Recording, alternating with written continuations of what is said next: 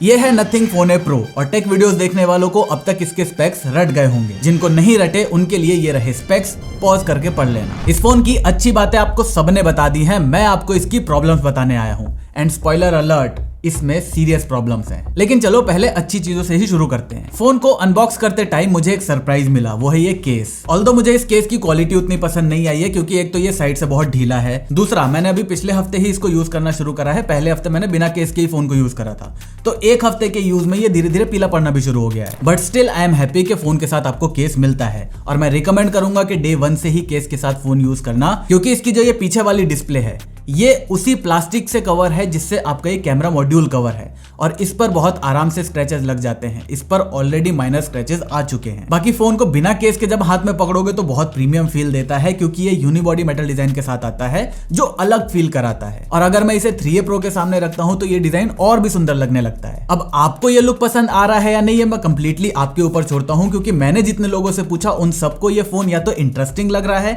या अच्छा लग रहा है। बुरा किसी ने भी नहीं बोला। डिजाइन के साथ साथ नथिंग ने इस फोन के अंदर एक बहुत ही अनोइंग प्रॉब्लम को भी सॉल्व करा है। चाहे फोन 3A Pro हो या फोन 3, उसमें पावर बटन के साथ आपको एक एसेंशियल की देखने को मिलती है। अब इसकी पोजीशन ऐसी हो रखी है कि ये रोज एक्सीडेंटली 1-2 बार तो प्रेस हो ही जाता है। तो फोन ए और फोन ए प्रो के अंदर एक साइड में वॉल्यूम बटन और पावर बटन को कर दिया और एसेंशियल की को उसका अपना एक अलग साइड दे दिया और साथ में उसकी पोजीशन को भी ऊपर कर दिया है सो दैट एक्सीडेंटल टचेस ना हो। अब इस बटन की जरूरत हमें फोन के अंदर थी या नहीं, वो मैं आपको सॉफ्टवेयर वाले सेगमेंट में ही बताऊंगा। अब फोन पूरा मेटल का बना है तो दिमाग में सवाल ये जरूर आएगा कि इसके नेटवर्क कैसे हैं। तो उसके लिए नथिंग ने यहाँ पर बड़े बड़े नेटवर्क एंटीनास दे रखे हैं और मैं कभी कभी अपने वर्क प्लेस को चेंज करने के लिए अपने पास के स्टारबक्स में जाके बैठता हूँ, तो इस कोने वाली सीट में मैंने जनरली नोटिस करा है कि एयरटेल के साथ मुझे कई फोन्स के अंदर 4G प्लस मिलता है, लेकिन इसमें मुझे हमेशा 5G मिला है। और पिछले 15 दिनों में मेरी अचानक से कोई कॉल भी कट नहीं हुई है, तो नेटवर्क के मामले में ये सॉर्टेड है। और इस बड़े से कैमरा मॉड्यूल की वजह से ये फोन विगल भी नहीं करता।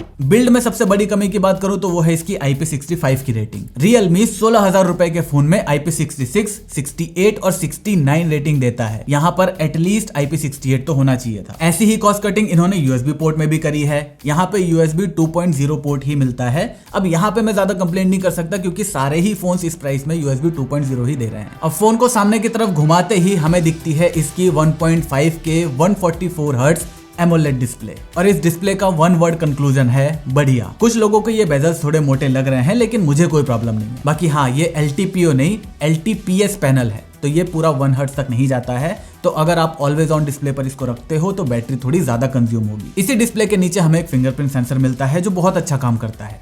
लेकिन मैं आप लोगों के साथ मिलकर एक पिटीशन दायर करना चाहता हूं कि जितने भी 30,000 से ऊपर के फोन हैं उन सब के फिंगरप्रिंट सेंसर की पोजीशन को थोड़ा सा ऊपर करना चाहिए। एक तो ये फोन ऑलरेडी बहुत चौड़ा है, ऊपर से इतने नीचे फिंगरप्रिंट होने की वजह से एक्सपीरियंस बहुत खराब हो जाता है। स्पीकर्स की बात करें तो ये पहले से इंप्रूव्ड है, लेकिन इसका ट्रबल मुझे थोड़ा ज्यादा फील होता है। म्यूजिक वगैरह जब आप इससे सुनोगे तो आपको बहुत अच्छा फील होगा, लेकिन यूट्यूब वीडियोज में जब वोकल सुनोगे किसी की तो वहां पर वॉइस थोड़ी ज्यादा ही ब्राइट आपको देखने को मिलेगी। तो अगर मिड्स थोड़े से ज्यादा अच्छे होते, ब्राइट थोड़े कम होते, तो इसका speaker one of the best speaker बन जाता। और बिल्कुल यही टेक मेरा इसके हैप्टिक्स के लिए भी है।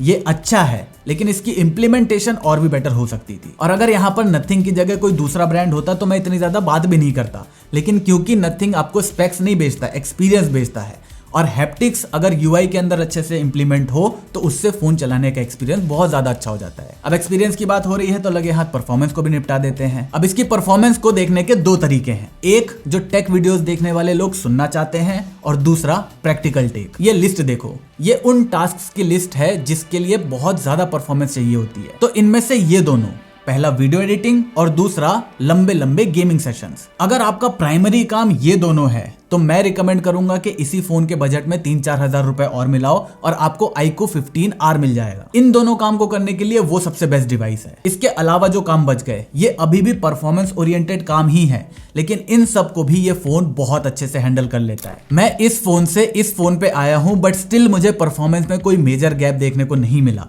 इसमें भी BGMI 120 FPS पे चलता है, इसमें भी 120 FPS पर। अब हाँ, गेंशिन इम्पैक्ट जैसे गेम को हाई सेटिंग में मैं इस पर नहीं खेलने वाला, लेकिन अगर मुझे उसे हाई सेटिंग पर खेलना है तब मैं ये फोन रिकमेंड नहीं करूंगा। मेरे पास ये 12 GB रैम वाला वेरिएंट है और इसके रैम में मोस्ट ऑफ द एप्स बहुत लंबे टाइम तक रहते हैं। रैम अच्छी है बट आई स्टिल अग्री के स्टोरेज के मामले में इसमें UFS 4.0 होना चाहिए था, स्पेशली इस प्राइस के अंदर। रही बात हीटिंग की तो 15 दिनों में मुझे कोई भी हीटिंग इशू फील नहीं हुआ। लेकिन चलो, परफॉर्मेंस कभी भी नथिंग का सबसे स्ट्रॉन्ग पॉइंट नहीं था। इसका सबसे स्ट्रॉन्ग पॉइंट था इसका सॉफ्टवेयर। और ये सॉफ्टवेयर आपके फोन को सुंदर नहीं बनाता, ऐसा नहीं बनाता कि आपको फोन का यूज करने का मन करे। इवन गूगल के AI को छोड़ दें तो इसके अंदर अपना कोई मेजर AI का फीचर भी नहीं है। मतलब ये सॉफ्टवेयर आपको फोन यूज करने के लिए कभी भी मोटिवेट ही नहीं करता। And that was the point जिसका यूज करके नथिंग इंडस्ट्री के अंदर घुसा था। नथिंग स्मार्टफोन को एक डूम स्क्रोलिंग डिवाइस से वापस एक यूजफुल डिवाइस बनाना चाहता था। तो क्या जब भी मैं नथिंग का फोन यूज करता हूं तो मेरा स्क्रीन टाइम कम होता है? जवाब है यस।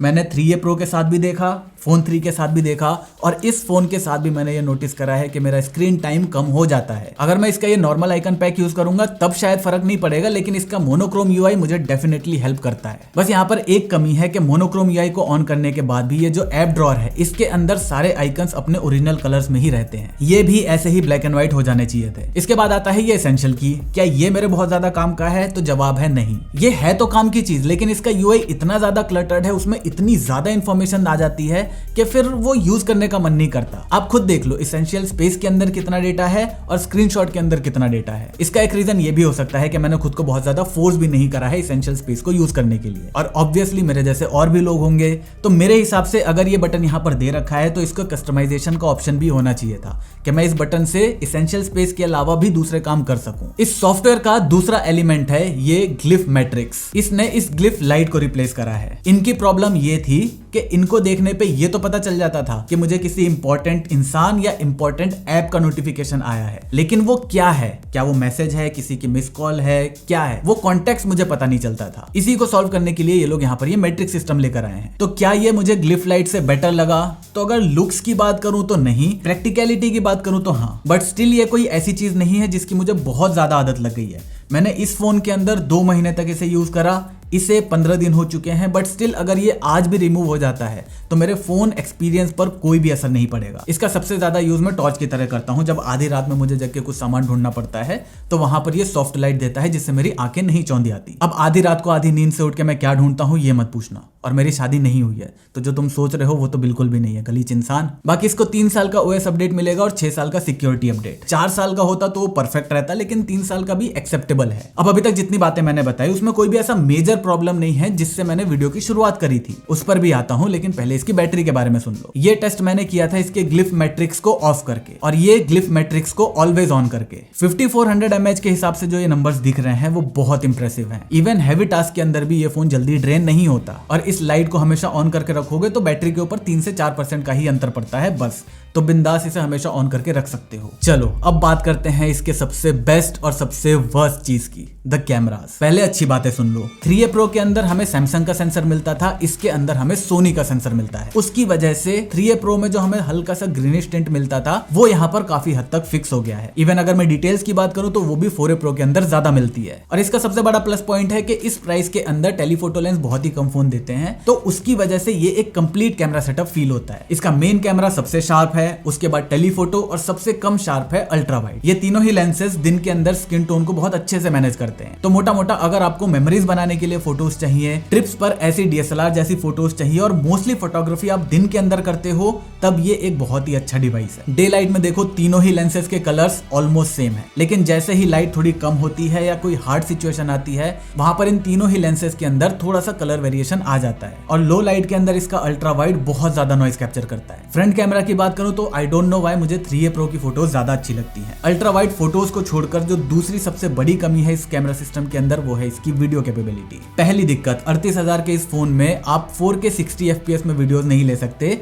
मेन कैमरा से आप सिर्फ 4K 30 FPS तक जा सकते हो। दूसरा, 4K 30 FPS में लेंस भी स्विच नहीं होता। अगर आपने 1x से शुरू करा तो ये 3.5x तक जो जा रहा है वो डिजिटल जूम है। अगर आप 3.5x से शुरू करोगे तो आप वापस से 1x पर नहीं जा पाओगे। इसके बाद अल्ट्रा वाइड के अंदर आप सोच रहे होगे 4K नहीं है, वो तो नहीं है। 1080p 60 FPS का भी ऑप्शन नहीं है। अल्ट्रा वाइड से आप सिर्फ 1080p 30 fps में वीडियोस बना पाओगे। दिन में इसका अल्ट्रा वाइड ठीक वीडियोस ले लेता है, लेकिन रात में बहुत ही बुरी लेता है। Same with the front camera, उसमें भी 4K का ऑप्शन नहीं है, लेकिन वहां पर 4K 60 fps में आप वीडियो रिकॉर्ड कर सकते हो। लेकिन प्रॉब्लम ये है कि जब आप फ्रंट कैमरा से 1080p 30 में रिकॉर्ड करोगे तो ठीक आती है वीडियोस, लेकिन अगर आपने गलती से 1080p 60 पे शिफ्ट कर दिया तो वीडियो की क्वालिटी बहुत खराब हो जाती है। तो क्या इन कमियों की वजह से ये एक बेकार कैमरा सेटअप बन जाता है?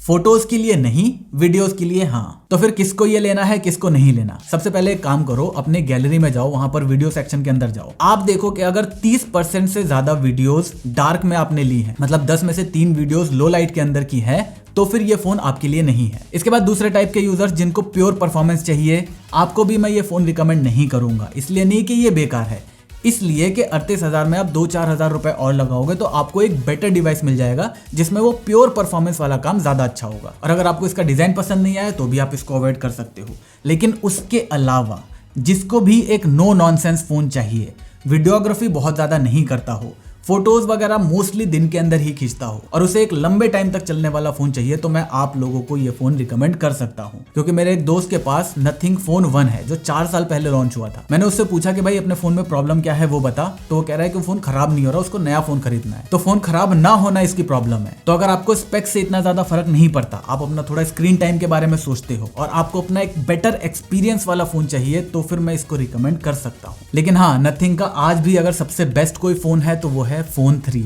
बस ये आपको 50 या 45 हजार रुपए में मिले तो आप इसको डेफिनेटली कंसीडर कर सकते हो। बाकी आप लोगों को इससे रिलेटेड कोई और सवाल है तो नीचे कमेंट सेक्शन के अंदर पूछ लेना, मैं आपको वहां पर जवाब दे दूंगा। और आप लोगों को अगर लैपटॉप खरीदने में कोई प्रॉब्लम आ रही है, कौन सा लैपटॉप खरीदना चाहिए, किस प्राइस के अंदर, तो यहाँ पहुंचो, मैं आपसे वहीं मिलता हूँ।